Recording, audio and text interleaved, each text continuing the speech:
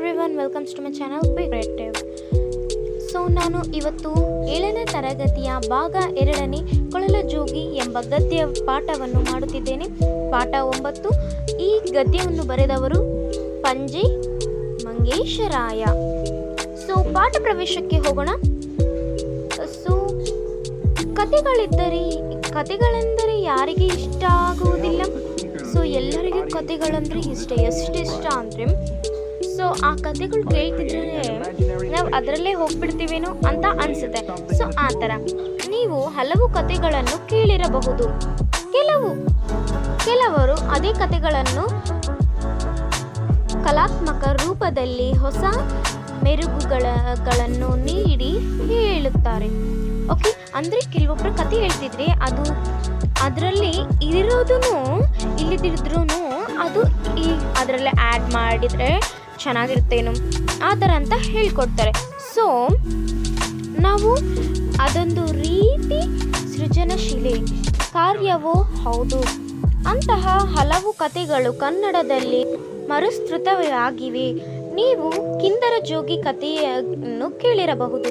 ಅದೇ ಕಥೆ ಇಲ್ಲಿ ಹೊಸ ಮೆರುಗುಗಳನ್ನು ಪಡೆದಿದೆ. ಆದರೆ ವಿಷಯವೇನು? ನೀವೇ ಓದಿರಿ. ಅಂದರೆ ನೀವು ಕಿಂದರ ಜೋಗಿ ಅಂತ ಕಥೆಯನ್ನು ಓದಿರ್ತೀರಿ. ಓದಿಲ್ಲ ಅಂದರೆ ಕಂಪಲ್ಸರಿ ಲೈಬ್ರರಿಗೆ ಹೋಗಿ ಓದಲೇಬೇಕು. ಅದೇ ರೀತಿ ಇಲ್ಲಿ ಹೊಸ ಮರುಗುಗಳು ಅಂದರೆ ಅದೇ ರೀತಿ ಸ್ವಲ್ಪ ಚೇಂಜಸ್ ಆಗಿ ಕಥೆಯನ್ನು ಬರೆದಿದ್ದಾರೆ, ಹಾಗೆ ಎಕ್ಸ್ಪ್ಲೇನ್ ಮಾಡಿದ್ದಾರೆ. ಅದು ಏನಂತ ಗೊತ್ತಾಗಬೇಕಲ್ಲ, ಆ ವಿಷಯ ಏನು, ಅವ್ರು ಏನು ಕೊಟ್ಟಿದ್ದಾರೆ ಅಂತೆಲ್ಲ ಗೊತ್ತಾಗಬೇಕಂದ್ರೆ ನಾವು ಈ ಪಾಠ ಓದಲೇಬೇಕು. ಓದೋಣ. ನಾನು ಪಾಠ ಮಾಡ್ತಿರ್ಬೇಕಾದ್ರೆ ಅಂಡರ್ಲೈನ್ ಮಾಡ್ಕೋತಾ ಇರಬೇಕು ಯಾವ ಡಿಫಿಕಲ್ಟ್ ವರ್ಡ್ಸ್ ಆಗ್ತಿರ್ತಾವೋ. ನೀವು ಮಾಡ್ಕೋತೀರಾ ಅಂತ ಅನ್ಕೋತಿದ್ದೀನಿ. ಕನ್ನಡ ನಾಡಿನಲ್ಲಿ ಇಲಿಯೂರು ಎಂಬ ಊರಿತ್ತು. ಕನ್ನಡ ನಾಡಿನಲ್ಲಿ ಯಾವ ಊರಿತ್ತು? ಇಲಿಯೂರು ಎಂಬ ಊರಿತ್ತು. ಅಂಡರ್ಲೈನ್. ಕೆಲವು ವರ್ಷಗಳ ಹಿಂದೆ ಅಲ್ಲಿ ಒಮ್ಮೆ ಇಲಿಗಳ ಕಾಟ ಬಹಳ ಹೆಚ್ಚಾಯಿತು. ಅಲ್ಲಿ ಇಲಿಗಳ ಕಾಟ ಹೆಚ್ಚಾಗ್ಬಿಡ್ತು. ಹೆಂಗೆ ಹೆಚ್ಚಾಯ್ತಂತ ನಾವು ಓದೋಣ. ಅಡಿಗೆ ಮನೆಯಲ್ಲಿ ತುಪ್ಪ, ಬೆಣ್ಣೆ, ಮೊಸರುಗಳು ನೆಲೆಗಳಲ್ಲಿ ಇಟ್ಟರು ಇಲಿಗಳು ಸಾಲಾಗಿ ಇಳಿದು ಬಂದು ಅವನ್ನು ತಿಂದು ಬಿಡುತ್ತಿದ್ದವು. ಸಣ್ಣ ಮಕ್ಕಳು ಊಟಕ್ಕೆ ಕುಳಿತರೆ ಒಂದು ತುತ್ತನ್ನು ಬಾಯಿಗೆ ಎತ್ತಿ ಇನ್ನೊಂದು ತುತ್ತಿಗೆ ಕೈ ಹಾಕುವಷ್ಟರಲ್ಲಿ ಬಟ್ಟಲು ಬಾರದಿಯಾಗುತ್ತಿತ್ತು.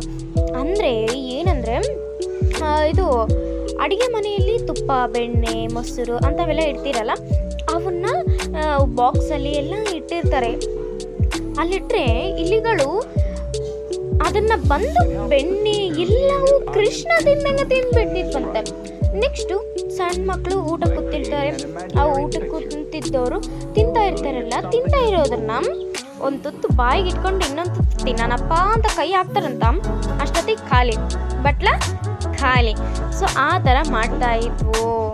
ಪಲ್ಯ ಬಡಿಸಲಿಕ್ಕೆ ಬಂದ ಅಡಿಗೆ ಮನೆಯವನು ಅನ್ನ ಪಾತ್ರೆಯನ್ನು ತರುವಷ್ಟರಲ್ಲಿ ಅನ್ನದ ಪಾತ್ರೆಯಲ್ಲಿಗೆ ಇಲಿಗಳು ಮುಕ್ತಿಕೊಂಡು ಅರವೇಸಿ ಪಾತ್ರೆಯನ್ನು ಖಾಲಿ ಮಾಡುತ್ತಿದ್ದವು.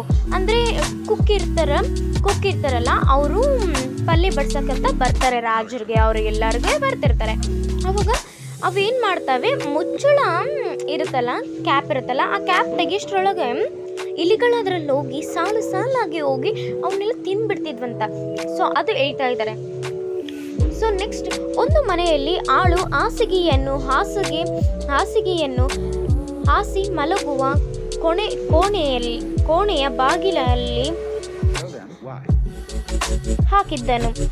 ಅಲ್ಲಿ ಮಲಗಲಿಕ್ಕೆ ಮನೆಯವರು ಬರುವಷ್ಟರಲ್ಲಿ ಇಲಿಗಳು ಹಾಸಿಗೆಯ ಬಟ್ಟೆಯನ್ನು ಕಡಿದು ಅದರೊಳಗಿನ ಹತ್ತಿಯನ್ನು ಕೋಣೆಯಲ್ಲಿ ಚದರಿಬಿಟ್ಟಿದ್ದವು.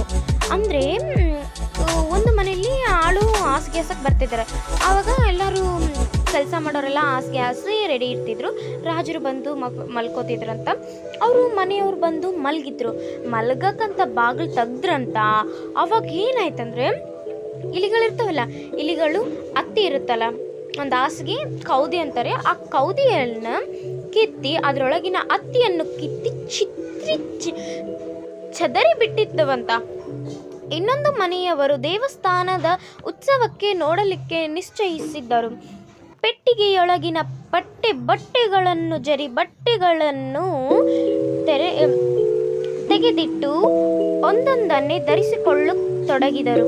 ಅಂದರೆ ಅವಕ್ಕೆ ಒಂದು ಮನೆಯವರು ನಿಶ್ಚಯಿಸಿದ್ರು ಗುಡಿ ಉತ್ಸವಕ್ಕೆ ಹೋಗೋಣ ಅಂತ.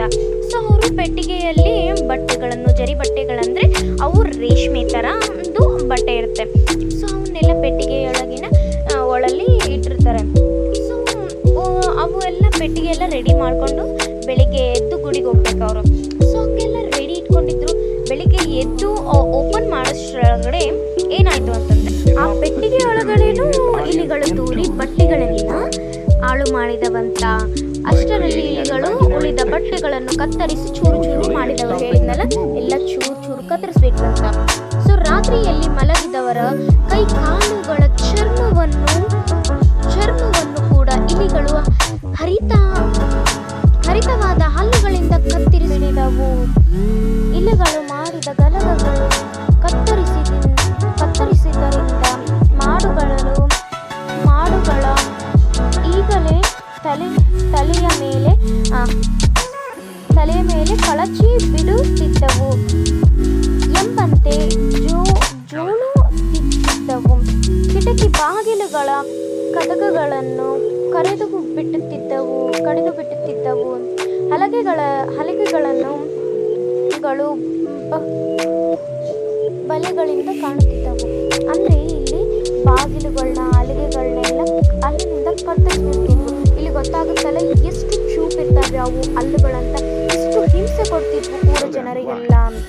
ನೆಕ್ಸ್ಟ್ ಸೊ ಇಷ್ಟು ಪೇಜ್ ಎಲ್ಲ ನಾನು ಪಾರ್ಟ್ 2 ಎಲ್ಲ ಮಾಡ್ತೀನಿ. ಪಾರ್ಟ್ 2 ಪಾರ್ಟ್ 3 ಎಷ್ಟಾಗುತ್ತೋ ಅಷ್ಟು ಮಾಡ್ತೀನಿ. ಸೊ ಇವೆಲ್ಲ ಮುಗಿಸ್ತೀನಿ. ಸೊ ಅಷ್ಟರಲ್ಲಿ ನೀವು ಪದಗಳ ಅರ್ಥ ಎಲ್ಲ ಪ್ರಿಪೇರ್ ಆಗಿದೆ.